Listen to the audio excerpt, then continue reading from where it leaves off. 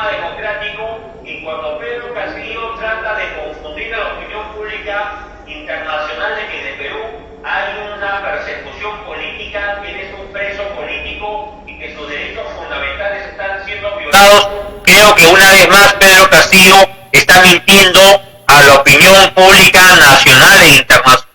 Por lo tanto, yo saludo que ayer el Poder Judicial, el juez supremo, haya dictado 18 meses de detención preventiva para el señor Pedro Castillo, porque responde a un proceso regular con y al Código Penal vigente en el Perú.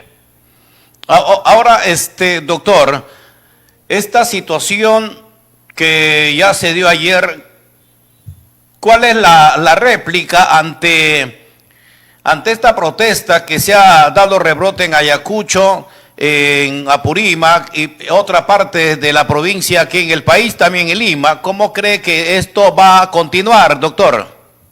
Bueno, yo creo que Pedro Castillo nunca deslindó del terrorismo y Pedro Castillo nunca deslindó del Movadef y los movimientos subversivos que están representando hoy al llamado Sendero Luminoso que lideraba en su momento Abimael Guzmán Reynoso. Pedro Castillo desde la prisión ha recibido a más de un centenar de visitas, ha usado un celular, ha dado mensajes por escrito a la comunidad peruana e internacional y está asusando la violencia, porque no hay que diferenciar lo que es un acto legítimo de protesta y manifestación ciudadana a los actos de violencia como son los bloqueos de carreteras, la toma de aeropuertos, no, la quema de instituciones y sede de instituciones como comisarías o el Ministerio Público en varias provincias del país, que ya son actos deliberados de subversión y terrorismo. No hay que confundir.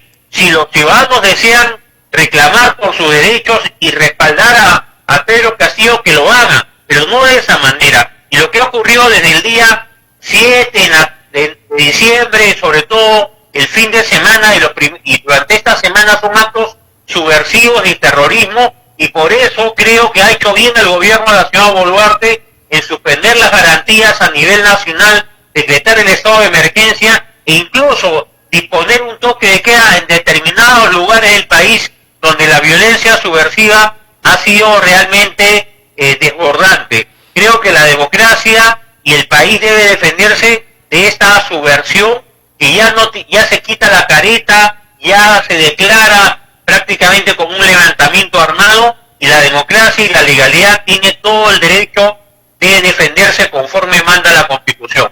Ahora, respecto al adelanto de las elecciones, para muchos es demasiado amplio, para otros dicen que tiene que acortarse más. Respecto a eso, ¿cuál es su posición, doctor, sobre las elecciones generales? Bueno, creo que la señora Dina Boluarte, cuando asume el cargo y jura el cargo de presidenta ante el Congreso Nacional, creo que hizo mal en hablar de fecha de término de su gobierno 2026. Creo que la señora Boluarte debe ser consciente que su gobierno es un gobierno de transición, debe ser un gobierno breve, un gobierno corto que garantice al país la tranquilidad y la seguridad para que nuevamente el Perú pueda desarrollar su actividad económica con total normalidad y cree las condiciones objetivas para que se vaya a un nuevo proceso electoral para elegir nuevas autoridades a nivel del Congreso Nacional, una renovación total del Congreso y una nueva plancha presidencial para que ejerza el poder legítimamente. Creo que haría bien la señora Boluarte de no crear este tipo de confusión en la opinión pública al hablar de plazos diferentes. Tengo entendido que en este momento hay un debate en el Pleno del Congreso para un adelanto de elecciones. Se habla de adelanto para el próximo abril del 2024 o incluso para una fecha más próxima.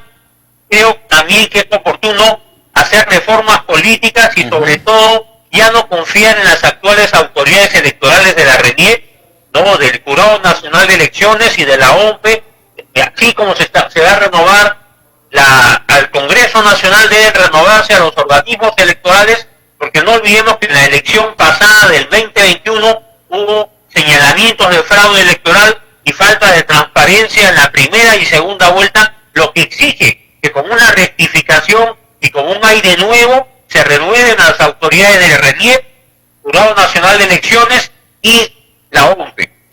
Bueno, finalmente, doctor, ¿cuál es su posición frente a otros analistas o también otros que quieren que Dina Boluarte, la presidenta actual, dé un paso al costado y asuma, por ejemplo, el presidente del Congreso y convoque a nuevas elecciones? Otro es el tema que se está debatiendo en estos momentos en el Congreso de la República sobre el adelanto de elecciones, que se va a cumplir todas las normativas que exige la ley. ¿Cuál es su posición frente a ello, doctor, finalmente?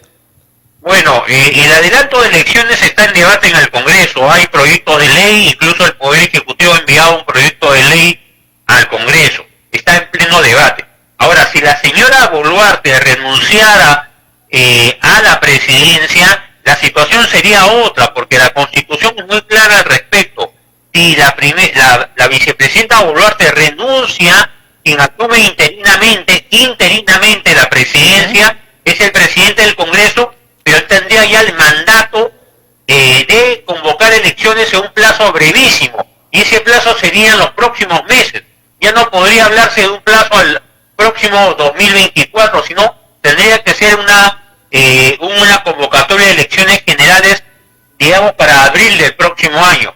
Y podría repetirse un poco el cronograma y el escenario político que vivió el Perú en el año 2000, cuando renuncia Alberto Fujimori, que finalmente fue vacado por el Congreso. Eso fue en noviembre del 2020, asume Valentín Paniagua como presidente transitorio al ser presidente del Congreso y convoca elecciones para abril del siguiente año 2001. Entonces, son dos figuras distintas. Si la señora Boluarte continúa, puede haber adelanto de elecciones y convocatoria de elecciones generales presidenciales y de Congreso Nacional. Ahora, si ella renuncia, tendría que asumir interinamente por poco tiempo el señor Williams y convocar elecciones en los próximos 6 meses. Qué bien, doctor. Entonces todo está claro, ¿no? Pero cualquiera de los dos escenarios, ¿con cuál te queda, doctor? Bueno, yo creo que si la señora Boluarte, que no hay que olvidar que era parte de la plancha presidencial de Pedro Castillo, ha sido propuesta por Vladimir Cerrón, por Perú Libre. Si la señora Boluarte no demuestra resultados, no es capaz de pacificar el país, no es capaz de dar las medidas y liderar la lucha contra la subversión y por la paz y la seguridad nacional, creo que ella debería ser consciente de sus limitaciones, de que no es una lideresa política, que no tiene la práctica y la trayectoria política necesaria, y podría ella evaluar, ¿no?, una renuncia al cargo de presidenta. Eso va a depender mucho de los próximos días y espero que el país retome la senda de la tranquilidad y del crecimiento económico y que ponga punto final a esta ola de subversión, que no es una protesta ciudadana, sino es una ola que va más allá de la legalidad y que pone en jaque la democracia y la libertad en el Perú. No olvidemos que Pedro Castillo quiso perpetrar un golpe de Estado no solo por capricho, sino para imponer un gobierno autoritario, una dictadura de largo plazo, con un nuevo orden constitucional. Qué bien, doctor. Yo le agradezco su participación y gracias por este enfoque muy simple, sencillo y entendible por todos los televidentes. Gracias, doctor José Antonio Torres Iriarte. Buenas tardes. Muchas gracias. Buenas tardes. Vamos a una pausa.